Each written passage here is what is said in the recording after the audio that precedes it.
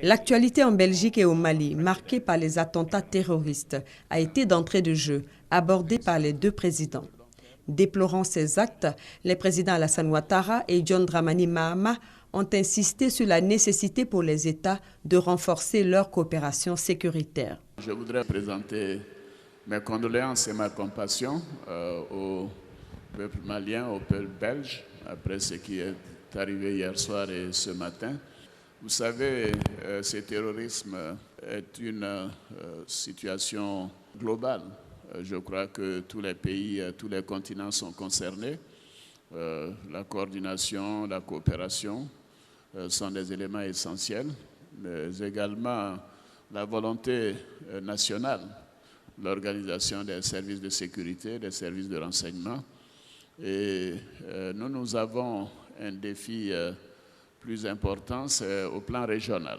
Au plan régional, à partir du moment où, évidemment, nous avons sur certaines parties du territoire, dans certains pays, où ces terroristes sont installés, que ce soit le Nord Mali, vers le Niger, le Nigeria et bien sûr des pays proches, le Tchad et autres, avec Boko Haram.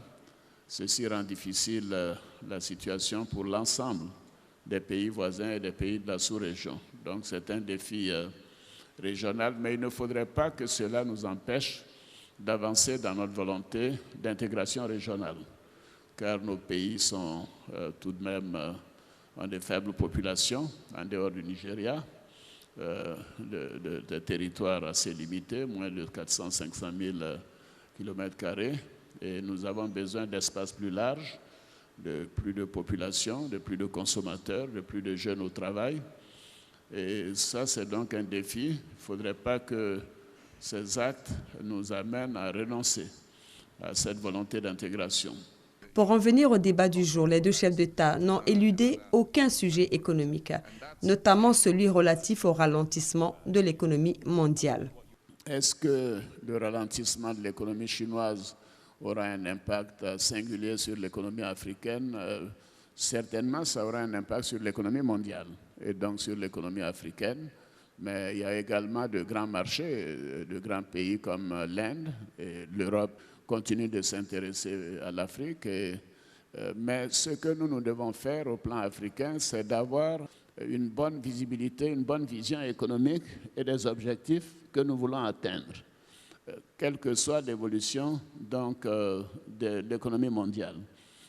Et être préparé au choc extérieur. Abordant les défis du développement économique dans leurs pays respectifs et sur le continent, Alassane Ouattara et John Dramani Mahama misent sur la transformation des matières premières, notamment le cacao, dont la production dans les deux pays pèse pour 60% de la production mondiale. Nous avons maintenant, avec la Caisse Café Cacao, beaucoup de ressources. Je ne peux pas dévoiler des chiffres, mais ce n'est pas 100 millions ou 200 millions d'euros que nous avons en réserve, mais c'est des centaines de millions d'euros que nous avons en réserve avec la Caisse Café Cacao. Pourquoi nous le faisons? Parce que nous avons décidé que le paysan ivoirien obtiendra, quelles que soient les circonstances, 60% du prix du marché mondial. Et aujourd'hui, le paysan ivoirien, le planteur, a donc 1000 francs le kilo de cacao, ce qui ne s'est jamais produit en Côte d'Ivoire. Et du coup, la production ivoirienne aujourd'hui à 1 800 000 tonnes, 40% de la production mondiale. Le Ghana et la Côte d'Ivoire produisent ensemble plus de 60% de la production mondiale. Peut-être que, Monsieur le Président, si nous arrivons à faire du beurre et de la pâte de cacao, nous pourrons créer un genre d'OPEP chocolatier. Autre priorité pour le développement du continent, celui de la production énergétique. Nous avons mis l'accent sur la nécessité de doubler notre production d'électricité d'ici 2020, en 4 ans. La production d'énergie doit être une priorité de la Banque africaine de développement et également du secteur privé. Nous avons de bons taux de croissance, 8-9%.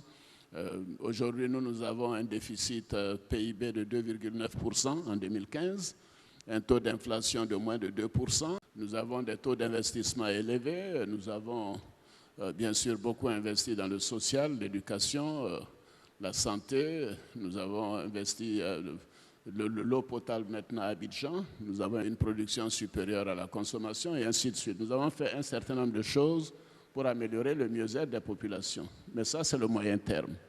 Sur le long terme, tout cela ne peut évoluer de manière satisfaisante que si nous arrivons à rentrer véritablement dans l'industrialisation, qui permet plus de création d'emplois. Notre priorité, en tout cas pour ce deuxième mandat, pour moi, ce dernier mandat, c'est de faire en sorte que nous soyons en mesure d'accélérer le processus d'industrialisation, en commençant par l'agro-industrie, en commençant par les industries faciles, les textiles, bien sûr l'industrie minière, et cela demande une production d'énergie de manière plus importante. Les enjeux de l'intégration sous-régionale, le partenariat sino-africain ou encore le respect des engagements de la COP21 par les pays africains. Sur tous ces sujets, les deux présidents affichent une convergence de vues, rassurant ainsi les hommes d'affaires africains sur la volonté des gouvernants de faire du secteur privé un acteur majeur du développement du continent.